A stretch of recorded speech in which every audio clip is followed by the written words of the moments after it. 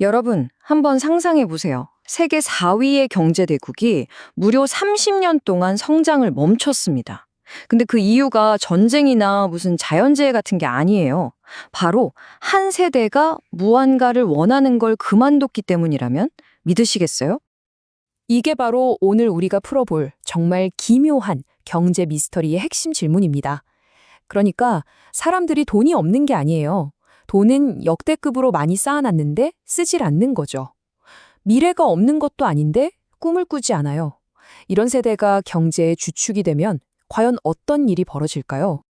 자, 여기 보이는 숫자 0.9%. 이게 바로 일본의 최근 GDP 성장률입니다. 네, 9%가 아니고 0.9%요. 이건 뭐 선진국 중에선 사실상 꼴찌 수준이고요. 경제가 거의 멈춰섰다는 아주 명백한 신호라고 할 수 있겠죠. 그런데 진짜 이상한 건 말이죠. 이 와중에 일본 가게가 쌓아둔 돈은 무려 2조 엔, 사상 최고치를 찍었다는 거예요. 이게 뭘 의미할까요? 그렇죠. 문제는 돈이 없다가 아니라는 아주 확실한 증거입니다. 자, 그럼 이제부터 본격적으로 이 미스터리를 파헤쳐 보겠습니다. 어떻게 일본 경제는 이렇게 풍요 속에서 서서히 죽어가게 된 걸까요? 앞서 봤듯이 문제는 돈이 아니었습니다. 진짜 문제는 바로 욕망이었어요. 이 세대를 이해하려면요, 시간을 거슬러 올라가야 합니다. 이들을 이렇게 만든 그 충격적이었던 과거의 한 사건으로 말이죠. 1980년대 말, 일본은 정말이지 세상을 다 가질 것 같았어요. 근데 1991년, 거품이 펑 터지면서 모든 게 한순간에 무너져 내렸죠. 우리가 잃어버린 10년이라고 부르는 이 시기는 사실 30년짜리 장기 침체의 시작에 불과했습니다. 그리고 바로 이 시기에 태어난 아이들은 태어나 보니 세상이 원래부터 위기인 그런 현실을 그냥 받아들여야만 했던 거예요. 바로 이 사토리 세대의 부모들이 그 버블 붕괴의 충격을 온몸으로 받아낸 세대였습니다. 신인류 세대, 그리고 그 뒤를 이은 빙하기 세대. 이들이 겪었던 그 끔찍한 경제적 불안감은 정말 고스란히 자녀들에게 대물림될 수밖에 없었죠. 그래서 이 아이들이 부모님이 힘겹게 버티는 모습을 보면서 뭘 배웠을까요? 바로 이거였습니다.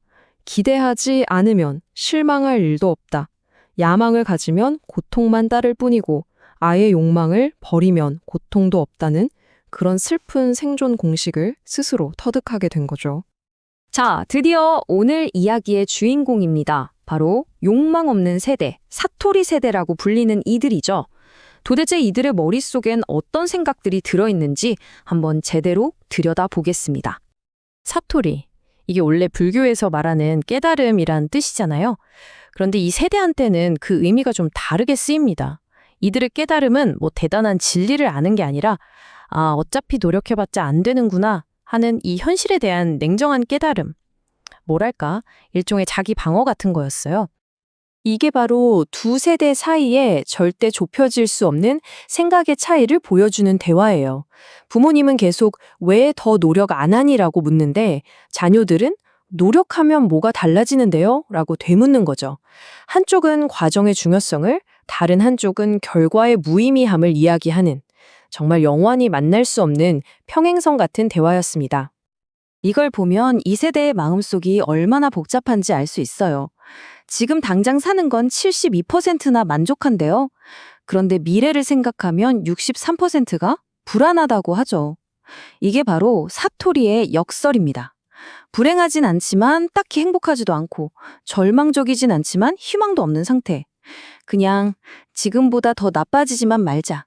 이게 유일한 목표가 되어버린 세대인 거죠. 자, 그럼 이 생각이 도대체 어떻게 구체적으로 자본주의 심장부인 경제를 멈춰 세웠을까요? 그 작동 원리를 지금부터 하나씩 뜯어보겠습니다. 자본주의 경제, 특히 소비 경제는 사실 되게 간단한 원리로 돌아가요. 우리가 돈을 벌고 그 돈을 쓰고 그러면 기업이 물건을 더 만들고 이렇게 계속 순환하는 거죠. 그런데 사토리 세대가 뭘 했냐면요. 바로 이 두 번째 단계, 소비라는 아주 결정적인 고리를 딱 끊어버린 겁니다. 돈은 버는데 쓰지를 않는 거죠.